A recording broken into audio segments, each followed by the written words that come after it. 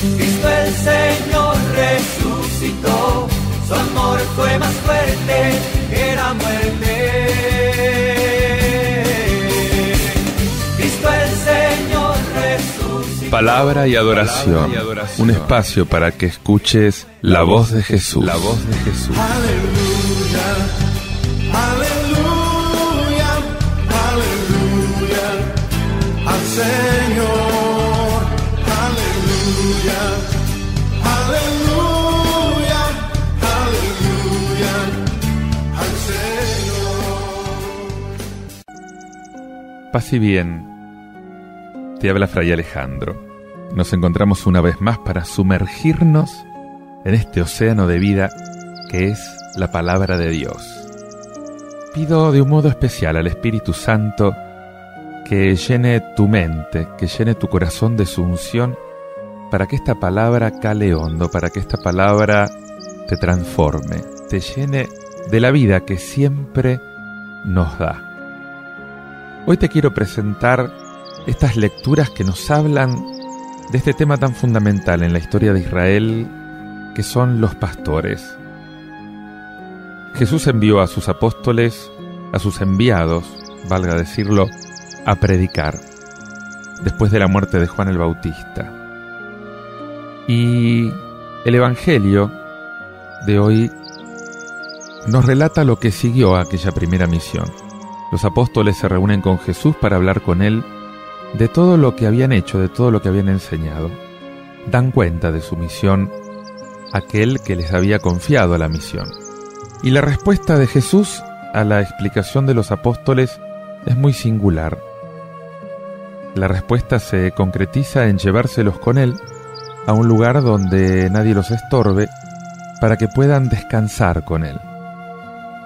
Y aunque la cita no es del todo paralela, ya que el texto se refiere a los pobres y a los pequeños, a la situación del retorno de la misión se le pueden aplicar aquellas palabras de Jesús: vengan a mí los que están cansados y agobiados, que yo los aliviaré. El trabajo del pastor no es fácil, no es descansado.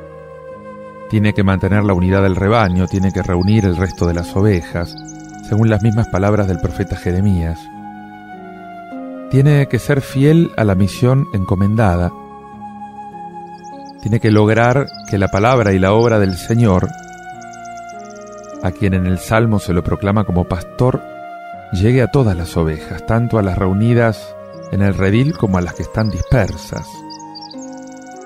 Y por esto, el que es enviado como pastor necesita descanso.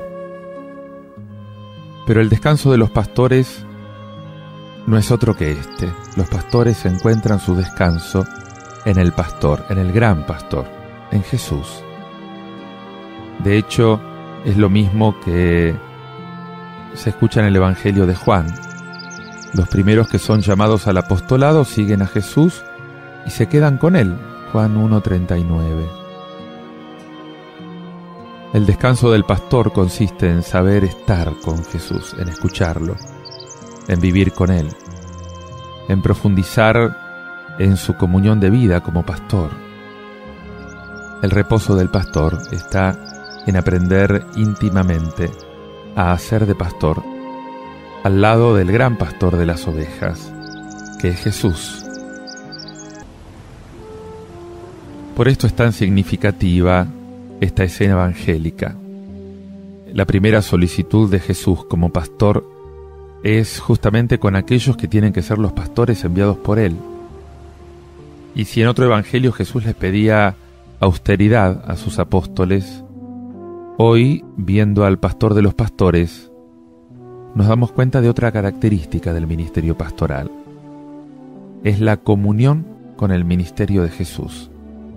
Y esta unión, esta comunión, les va a ayudar a tener la misma solicitud que tiene Jesús para con todos, para con la multitud que en cada momento de la historia vive como oveja sin pastor.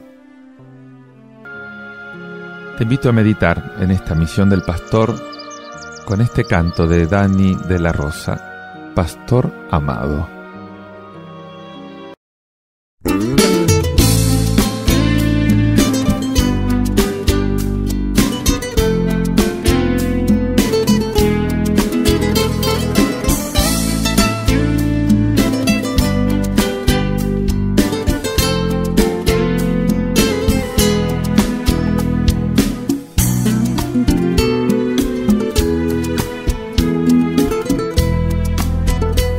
al altar, muy contento se te ve, predicando el evangelio de poder. Frente al altar, muy contento se te ve, predicando el evangelio de poder. Mas en el fondo de tu alma vas llevando una gran pena que te hace sentir cansado, y es el dolor de cada hermano atribulado que te pregunta qué hacer, pastor amado. Cuánta tristeza en tu ser puedes llevar, no me imagino cuánto a Dios has de contar. Cuánta tristeza en tu ser puedes llevar, no me imagino cuánto a Dios has de contar. Intercediendo por un pueblo redimido que Dios te ha dado para que guíes contigo, y tantas veces de ti te has olvidado para servir a todo aquel necesitado. Dios te bendiga, hermano mío, pastor amado. Yo te agradezco todo el amor que me has brindado. Dios te bendiga, hermano mío, pastor amado. Yo te agradezco todo el amor que me has brindado.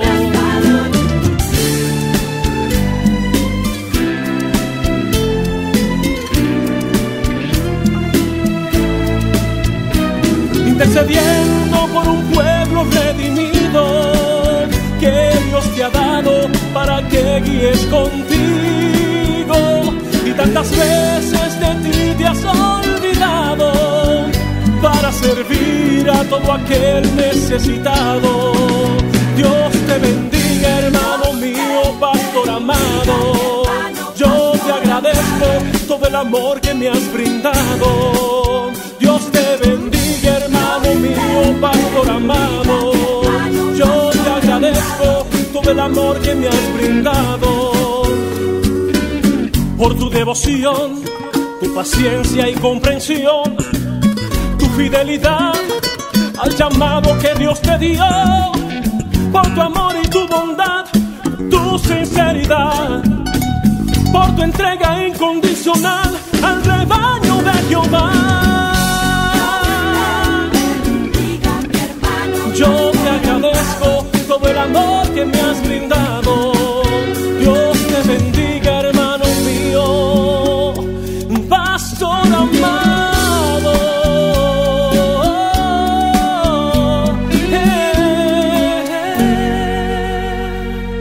Pastor amado.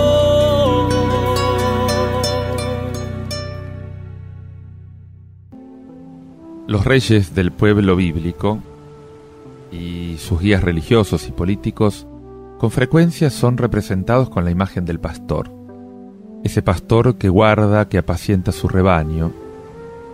El profeta Jeremías, del cual te quiero presentar hoy una palabra en el capítulo 23, versículos del 1 al 6, ve en el rebaño disperso el fracaso de los pastores. Y con esta misma imagen él despierta la esperanza de un pastor que no disperse, que no expulse, que no deje perder, sino que congregue, que guíe a la vida. En él estará Dios como sabiduría, como paz, como justicia, como seguridad para su pueblo. Escucha lo que dice el profeta Jeremías. Ay de los pastores que dispersan y dejan perecer las ovejas de mi rebaño, oráculo del Señor. Por eso así dice el Señor, Dios de Israel, a los pastores que pastorean a mi pueblo: ustedes dispersaron mis ovejas, las expulsaron, no las cuidaron, pues yo les tomaré cuentas por la maldad de sus acciones, oráculo del Señor. Yo mismo reuniré el resto de mis ovejas de todos los países a donde las expulsé, y las volveré a traer a su tierra, para que crezcan y se multipliquen. Les pondré pastores que las pastoreen, ya no temerán ni se espantarán, y ninguna se perderá, oráculo del Señor. Miren que llegan los días, oráculo del Señor, en que suscitaré a David un vástago legítimo. Reinará como rey prudente, hará justicia y derecho en la tierra. En sus días se salvará Judá, Israel habitará seguro, y lo llamarán con este nombre: el Señor nuestra justicia.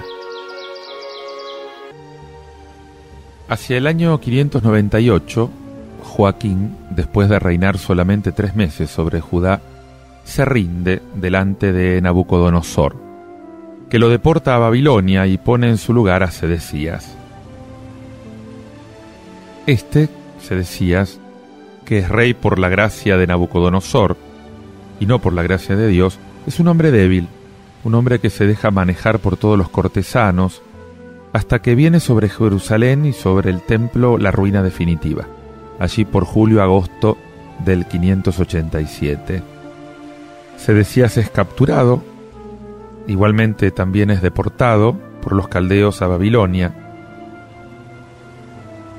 y la incapacidad de los últimos reyes de la dinastía de David y los abusos de los dirigentes políticos fueron la causa de sucesivas deportaciones.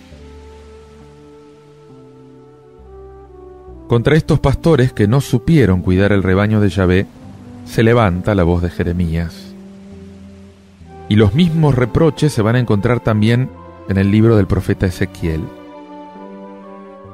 Por lo tanto, el destierro a Babilonia ciertamente fue un castigo de Dios, pero la dispersión de las ovejas de Israel se debe tanto a la negligencia de los pastores como a los abusos de los pastores. Por eso Yahvé promete volver a reunir el pueblo, pero bajo otros pastores que van a ser dignos de confianza del Señor. Y esa repatriación prometida no es más que el anticipo y el anuncio de los tiempos mesiánicos, de esos tiempos al fin en que, de una forma imprevisible, todo va a llegar a su cumplimiento en Jesús, el Hijo de David, el buen pastor. El reino mesiánico no se va a fundar en la violencia, sino en la sabiduría y en la justicia. Y por eso al Mesías lo van a llamar el Señor nuestra justicia. Este nombre que significa que Yahvé establecerá el derecho, o sea, el orden moral, el orden social en el pueblo, la salvación. Y este nombre va a estar en relación con el nombre de Sedecías. Sedecías significa el Señor es mi justicia. A Sedecías le dio el nombre Nabucodonosor, y Sedecías no hizo honor a su nombre. Al Mesías el nombre se lo va a dar su pueblo, y el pueblo va a confesar que el Mesías es un rey de salvación, va a confesar que el Mesías y la salvación que trae para todo el pueblo vienen de Dios, no de los órdenes humanos.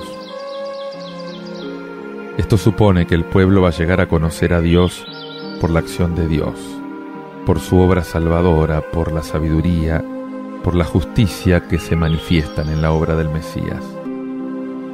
Y desde este punto de vista, es comprensible que desaparezcan otros rasgos de la figura mesiánica, rasgos como las gestas, las victorias, el poder político, el esplendor temporal, y desaparecen ante lo único que es verdaderamente importante, la verificación del derecho y la justicia, que es la voluntad de Dios para el pueblo.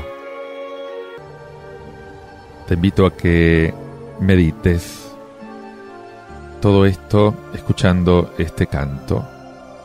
Jehová es mi pastor.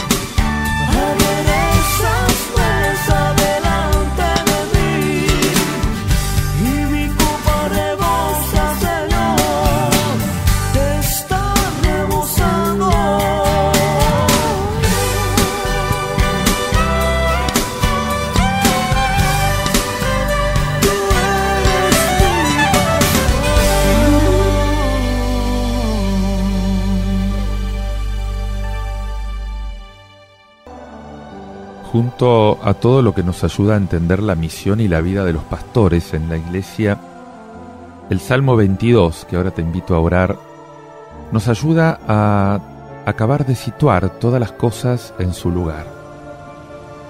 Este salmo nos hace reconocer a Cristo, al Señor, como el único, como el verdadero pastor de su pueblo.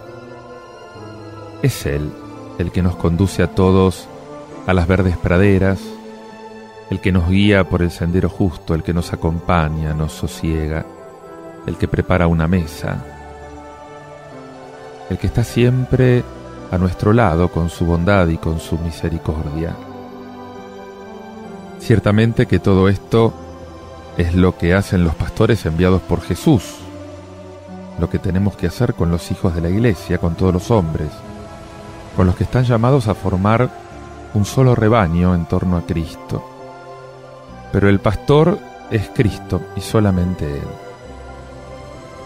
Entender esto es entender la gran misión de los que son enviados en su nombre, para que a través del pastoreo cotidiano, de la preocupación manifestada en el día a día por cada oveja, entonces se hagan manifiestas la guía y la acción del pastor eterno, de aquel que dio la vida por las ovejas, de aquel que nos hace recostar en las praderas verdes, en esas praderas del reino de Dios,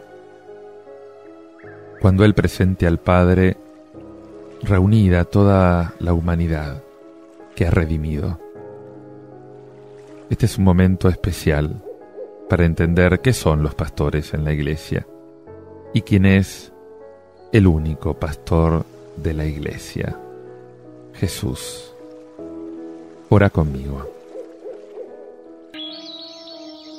El Señor es mi pastor, nada me falta. En verdes praderas me hace recostar. Me conduce hacia fuentes tranquilas y repara mis fuerzas. Él me guía por el sendero justo, por el honor de su nombre. Aunque camine por cañadas oscuras, nada temo, porque tú vas conmigo. Tu vara y tu cayado me sosiegan. Preparas una mesa ante mí, enfrente de mis enemigos. Me unges la cabeza con perfume y mi copa rebosa. Tu bondad y tu misericordia me acompañan todos los días de mi vida, y habitaré en la casa del Señor por años sin término. El tema del pastor aparece constantemente en la Biblia. Los judíos vivían en una civilización rural, hasta cierto punto nómada. Para un hombre cuyo rebaño es la principal riqueza, toda la vida está polarizada en el cuidado del rebaño. Encontrar las praderas verdes, llevar a las ovejas donde hay agua, hacer reposar el rebaño bajo la sombra, conocer los senderos más seguros, evitar los pasajes peligrosos, proteger con el bastón los ataques de las fieras. Por eso Dios es presentado por los profetas como un pastor que se ocupa de su rebaño. El tema del huésped es también un tema universal. Cuanto más sencillas son las civilizaciones, más sentido tiene la hospitalidad entre los hombres. Cuanto más pobre, cuanto más generoso, ordinariamente, más importa la hospitalidad. Es por esto que la hospitalidad se resume en 3 detalles concretos: la mesa con alimento abundante, la copa desbordante en la mano y el aceite perfumado que se echa en la cabeza para refrescar al visitante que llega del sol abrasador. En la Biblia este tema se aplica también constantemente a Dios. El tema del templo, considerado la casa de Dios en la que se quiere habitar, como los levitas, que tenían la fortuna de pasar su vida en la casa de Dios. No te olvides que el templo de Jerusalén era el lugar de los sacrificios rituales. Los animales inmolados ofrecidos a Dios, asados al fuego, que simbolizaba justamente a Dios, eran cocidos y eran distribuidos entre los fieles en forma de una comida sagrada. En Israel, por lo tanto, la mesa y la copa no eran solamente un símbolo, eran verdaderamente un festín sagrado. Este salmo nos habla de la felicidad. El hombre moderno parece tener vergüenza de ser feliz.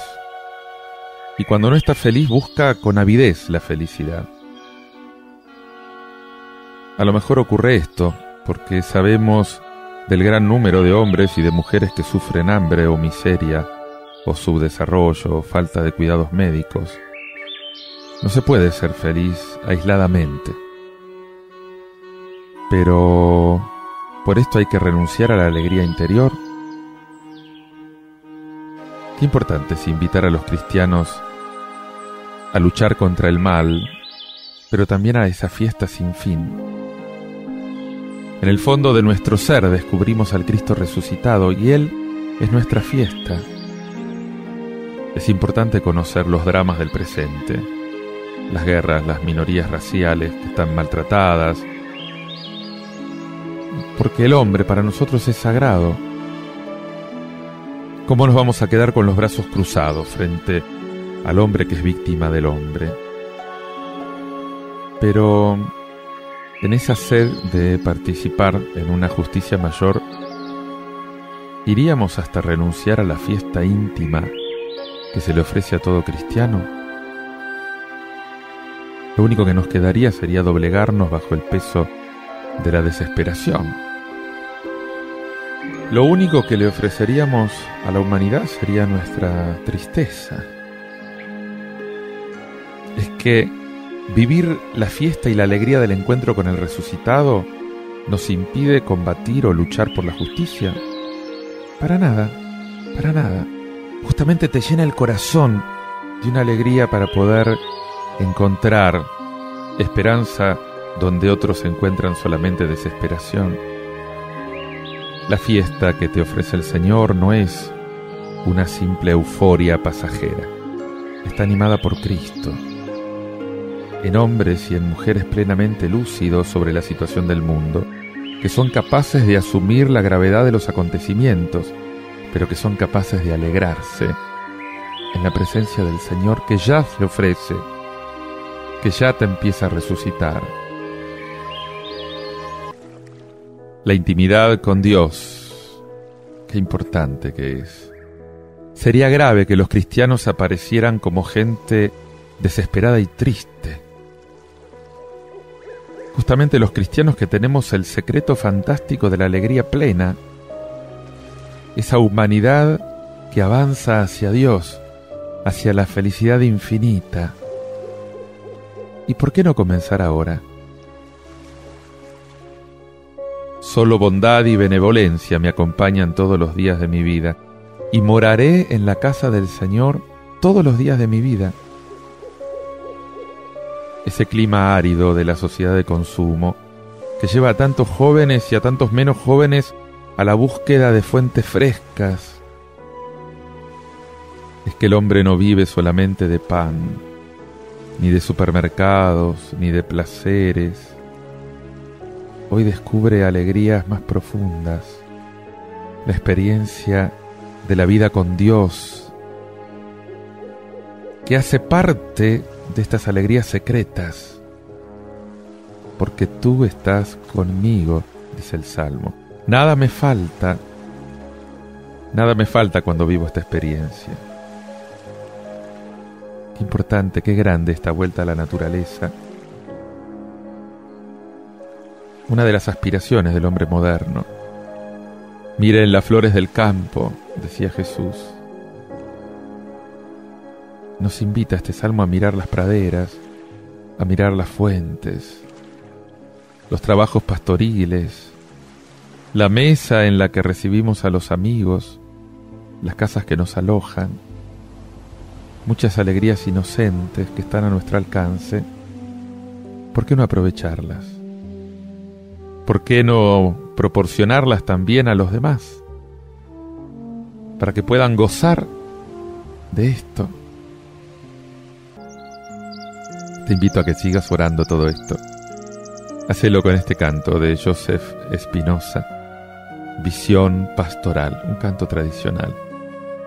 Medita en esta figura del pastor que te ama, que te cuida y que te hace pastor, amante y cuidador de las ovejas.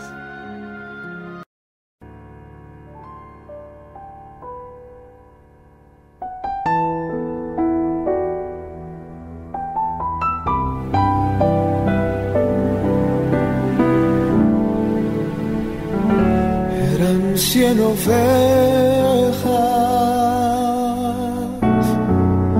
que había en el rebaño.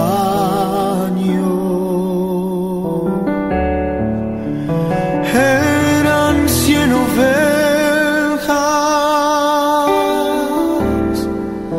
que amante él cuidó.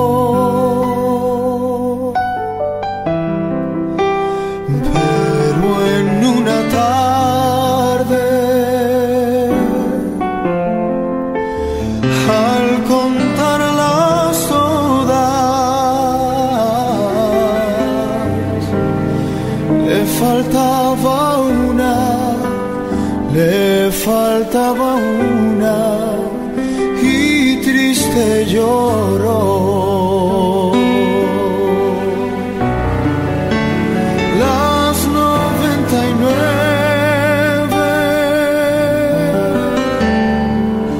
dejó en el aprisco y por la montaña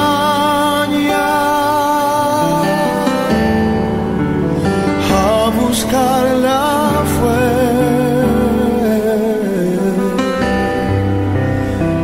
La encontró gimiendo,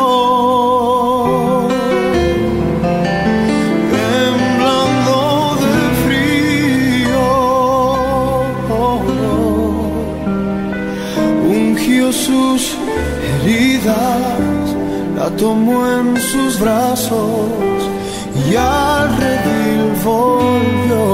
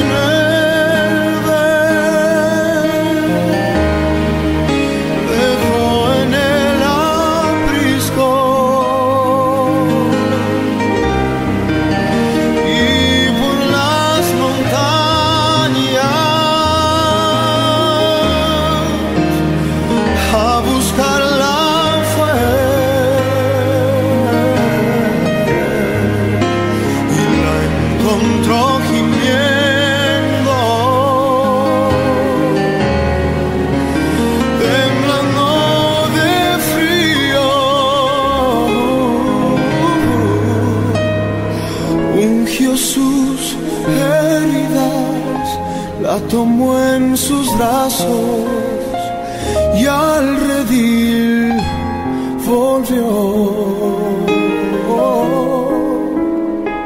Ungió sus heridas, la tomó en sus brazos y al redil volvió.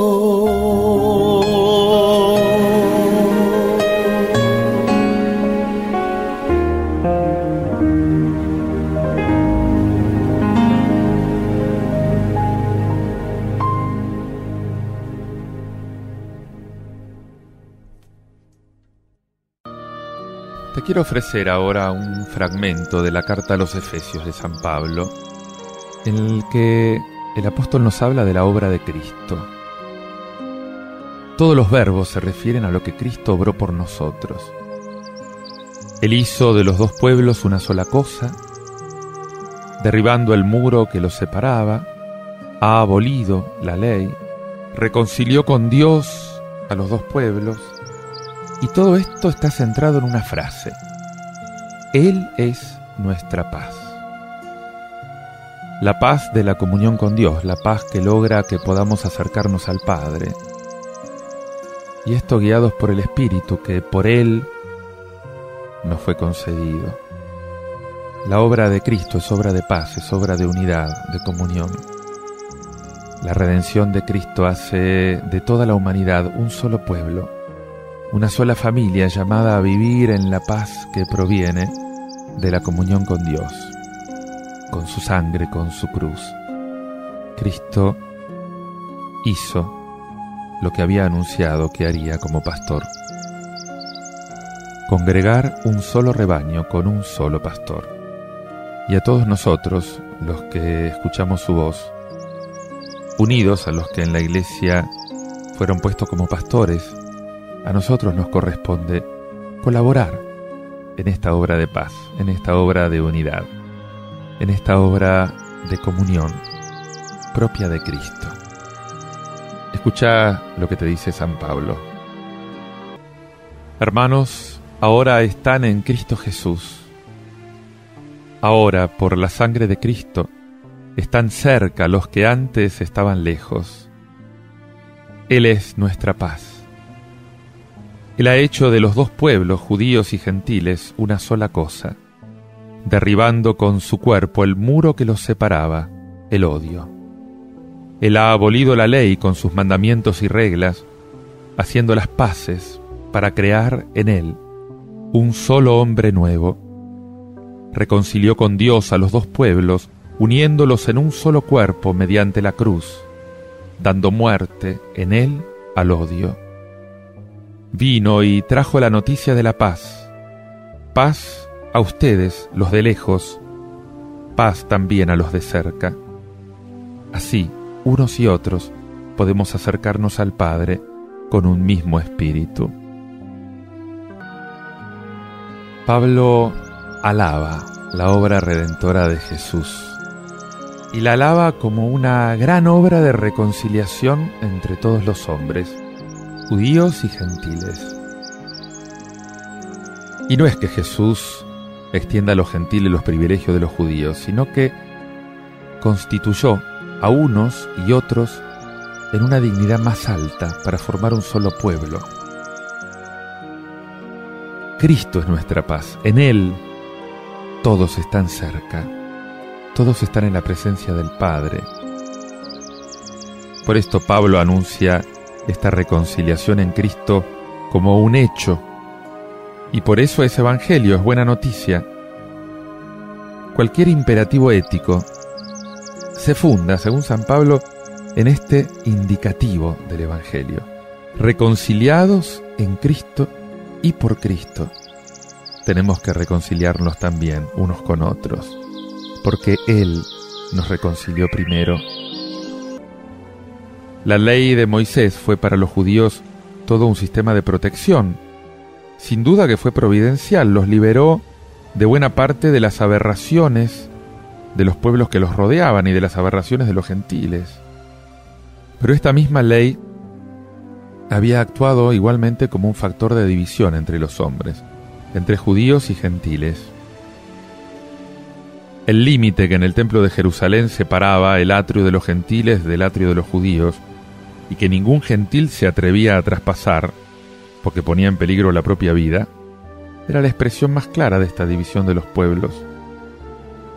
Los judíos estaban orgullosos de su santa ley, y no solo se sentían especialmente elegidos por Dios, o sea, superiores a los gentiles, sino que además pretendían justificarse a sí mismos delante de Dios por el cumplimiento de los preceptos de Moisés. Esa conciencia de superioridad de los judíos a los gentiles los sacaba de quicio, y en ellos provocaba una gran cantidad de sentimientos de desprecio, de odio. La muerte de Cristo en la cruz puso de manifiesto el pecado tanto de los judíos como de los gentiles, y puso de manifiesto la universalidad de la gracia de Dios, que todos necesitan que les sea concedida para poder salvarse. Ya no hay un pueblo especialmente santo en el que no quepan todos los hombres. Cristo derribó con su muerte todos los muros sagrados para que todos los hombres tengan acceso libre al Padre en Él. Por eso, Cristo es la paz, es la reconciliación universal. Y esta paz y esta reconciliación que Dios ofrece a los hombres tiene que ser aceptada por cada uno de los creyentes para que se verifique plenamente en el mundo. El establecimiento de la paz en Cristo es la superación radical de todas las jerarquías, de todas las discriminaciones, porque ahora en Él tenemos acceso a Dios. Ya no hay lugar para la discriminación. Todos hemos necesitado ser salvados por Él. Esta es la obra del buen pastor, la salvación de las ovejas. Medítalo con este canto de Jenny Cele, el buen pastor.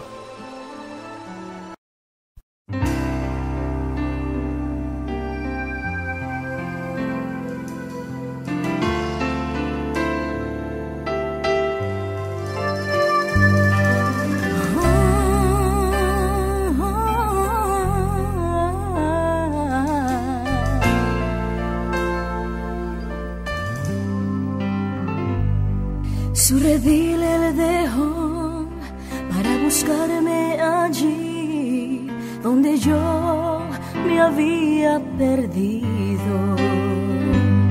99 le dejó para encontrarme a mí, hundida en el abismo. Pudo haberme dejado allí a morir en aquel terrible lugar. El buen pastor a su redil me llevó.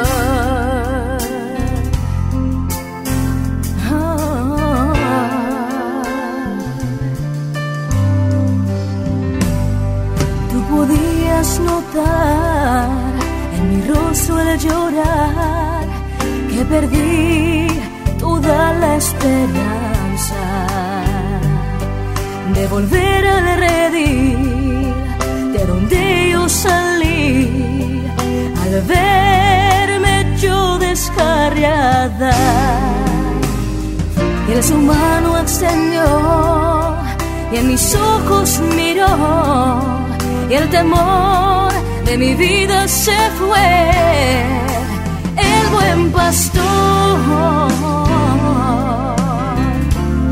a su redil me llevó. No, él nunca me dejó sola.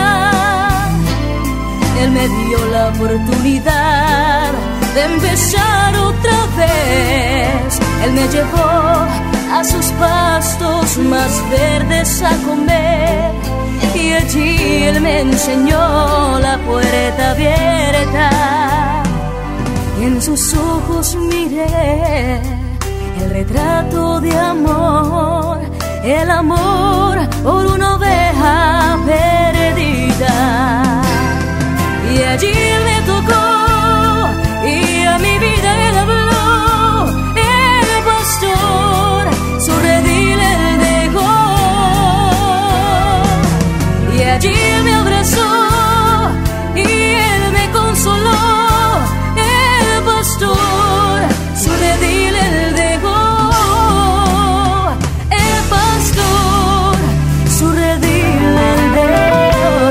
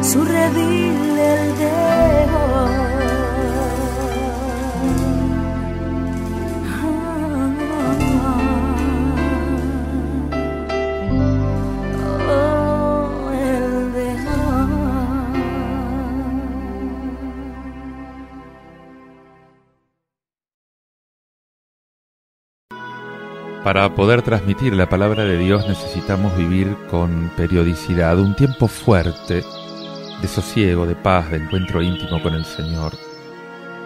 Y en la Eucaristía nosotros potenciamos este encuentro personal con Cristo. Es allí donde nos realizamos como pastores que buscan el bien de las ovejas que pertenecen al reino. Escuchá el relato del Evangelio de San Marcos, capítulo 6, versículos del 30 al 34. Lo que hizo Jesús cuando los apóstoles volvieron de su primer viaje misionero. En aquel tiempo los apóstoles volvieron a reunirse con Jesús y le contaron todo lo que habían hecho y enseñado. Y él les dijo: vengan ustedes solos a un sitio tranquilo a descansar un poco, porque eran tantos los que iban y venían que no encontraban tiempo ni para comer. Se fueron en la barca a un sitio tranquilo y apartado. Muchos los vieron marcharse y los reconocieron.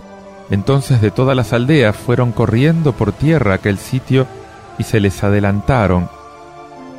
Al desembarcar, Jesús vio una multitud y le dio lástima de ellos, porque andaban como ovejas sin pastor.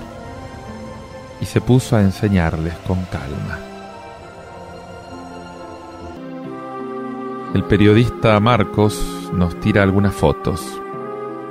Jesús con sus discípulos, con la gente. Jesús, formador de hombres, que escucha a los elegidos que vuelven de su primera misión. Es la única vez que Marcos los llama apóstoles. Y lo que quiere resaltar es justamente esto, esta relación con Jesús.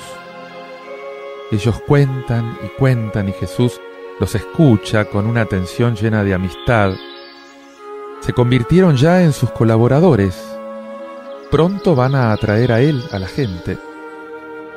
Y esto nos orienta hacia la segunda foto, la más importante. Jesús rodeado de gente y él la mira. Y esa mirada me remite a mis propias miradas. ¿Cómo miras a la gente? Marcos dice que le dio lástima de ellos. Lástima porque estaban como ovejas sin pastor, estaban desorientados, sufren, no saben por qué, no saben ni siquiera por qué viven. A pesar de tanta fatiga, de la necesidad de descanso en medio de ese pequeño grupo de discípulos, Jesús se entrega a la gente y se pone a enseñarles con calma. Más tarde va a venir el milagro de la multiplicación de los panes, pero no es por el pan material por lo que Jesús vino. Él les va a dar de comer. Más tarde incluso va a ser el pan de vida en la Eucaristía, pero para que comprendan lo que Él es y lo que les trae, en primer lugar les habla, les predica la palabra. Ser Jesús para la gente es mirarla como Él la miró, con ese corazón lleno de compasión, de cariño, hablarles del sentido de la vida, impulsarlos a la vida. El hecho de que haya en nuestra civilización tan avanzada tantos hombres que mueren de hambre o que están azotados por la guerra, justamente demuestra que los jefes que dirigen el mundo no miran a la gente. Cuentan sus misiles, sus intereses, su dinero, no miran a la gente. Entonces, ¿qué? ¿No podemos hacer nada? Qué importante es mirar a mi alrededor a esas personas que puedo ayudar, que puedo mirar como Jesús y descubrir que están a lo mejor como ovejas sin pastor y que yo puedo ser su pastor. Y eso hay que hacerlo. Mirar a lo lejos a veces es una evasión. Pero cuando nos encerramos en la única preocupación por los que están cerca, dejamos que el mundo vaya también errando sin pastores. ¿Quién puede gritar el Evangelio sobre los techos sino los cristianos? ¿Quién va a saber que Jesús está ahí entre nosotros para salvar al mundo si los cristianos se callan? ¿Dónde están los cristianos? Hay tantos que no saben que los cristianos estamos esperando en todas partes. El bienestar de la gente se juega en las elecciones, en las asambleas, en las discusiones sobre las leyes, sobre los presupuestos, en los combates por los indefensos, en los medios de comunicación que crean opinión. Mantenerse lejos de todo eso para ir a refugiarse junto a Cristo es engañarse. Cuando él miraba a la gente se sentía lleno de cariño, pero de un cariño que lo comprometía, que lo hacía obrar. Habló con calma a la gente y murió por ella. Ser discípulos de Jesús es intentar hablar a la gente por todos los medios, que son muchos, y hablarles de este pastor que quiere estar a su lado, que los cuida y que los ama. Solo el amor auténtico que viene de Cristo se compromete también para hablar de Cristo. Te invito a meditarlo con este canto de Torre Fuerte. Mi buen pastor.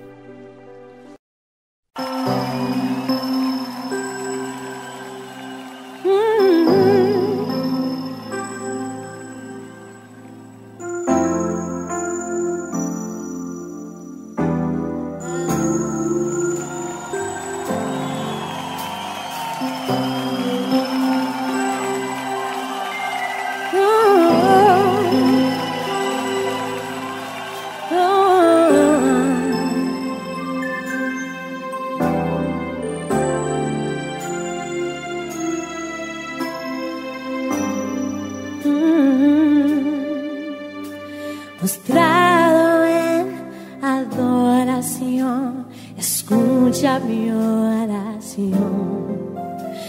Visita, Dios, mi corazón y vuélveme a mi primer amor.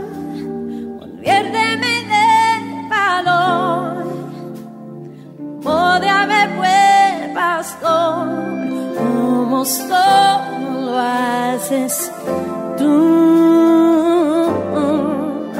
Pronto ven, tráeme con tu amor y hazme un adorador, que yo viva para amarte a ti.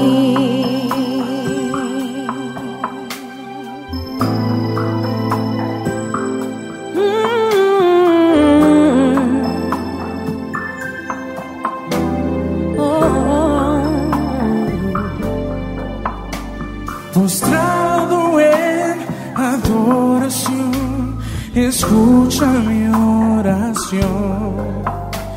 Visita, Dios, mi corazón y vuélveme a mi primer